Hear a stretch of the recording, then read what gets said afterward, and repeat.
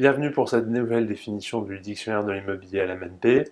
J'ai le plaisir de vous retrouver aujourd'hui pour parler du LMP ou loueur en meublé professionnel.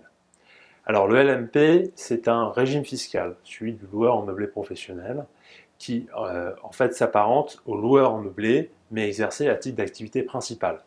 En fait, c'est le pendant du LMNP, qui est son cousin, qui lui consiste à avoir une activité de loueur en meublé à titre non principal, non professionnel. On parlera de loueur en meublé non professionnel. Pour pouvoir bénéficier du régime du LMP, loueur en meublé professionnel, il faut d'abord être loueur en meublé. Alors pour ça, c'est très simple, il faut réaliser un investissement en immobilier locatif et faire en sorte que cette location se fasse sous le régime du meublé, c'est-à-dire que le bien soit suffisamment équipé et meublé pour que le locataire puisse y vivre en autonomie uniquement avec ses effets personnels. Et puis, parce qu'il y a le P du LMP, il faut que cela constitue son activité principale, son activité professionnelle. Pour ça, il y a 3 conditions à respecter. La première est que les investissements immobiliers sous ce régime de LMP doivent générer plus de 23 000 € de recettes locatives par an.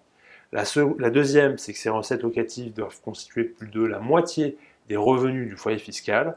Et la dernière, c'est qu'il faut être inscrit au registre du commerce et de société en tant que loueur en meublé. Réaliser un investissement en LMP, sous le régime du loueur en meublé professionnel, permet de profiter de plusieurs avantages, notamment d'un point de vue fiscal. Le premier, c'est celui de pouvoir bénéficier du régime du loueur en meublé, ce qui permet d'avoir un grand nombre de charges déductibles de ses revenus et donc de peu ou pas payer d'impôts sur ses loyers. Les autres avantages, ils consistent notamment en une exonération de la plus-value en cas de revente, une exonération de l'ISF, mais aussi la possibilité d'imputer sur ses revenus globaux des déficits fonciers sous réserve qui ne soient pas générés par des dotations d'amortissement, et enfin, dans certains cas, notamment si c'est une activité commerciale, on peut également récupérer la TVA. Pour investir dans un LMP, il est possible de le faire soit dans un bien qui ne fournit pas de service, soit dans un LMP en résidence-service. L'intérêt d'investir dans un LMP en résidence-service, c'est qu'un gestionnaire va tout prendre en charge pour votre compte en vous délestant de tous les soucis quotidiens liés à la gestion de votre bien et en même temps en vous garantissant un loyer.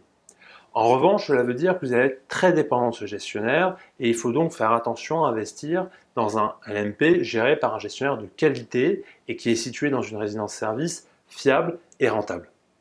Pour cela, vous pouvez le faire soit dans des biens neufs, mais attention, il s'agira de vente sur plan et vous aurez une visibilité réduite sur le type de bien et le type de résidence dans lequel vous allez investir.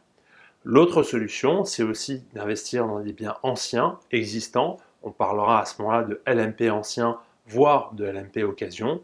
Ça vous permet de bénéficier d'une meilleure visibilité tout en ayant toujours le droit au régime du LMP. C'est fini pour cette définition. Merci de nous avoir suivis. N'hésitez pas à liker si vous avez apprécié ou à vous abonner à notre chaîne YouTube. À très bientôt!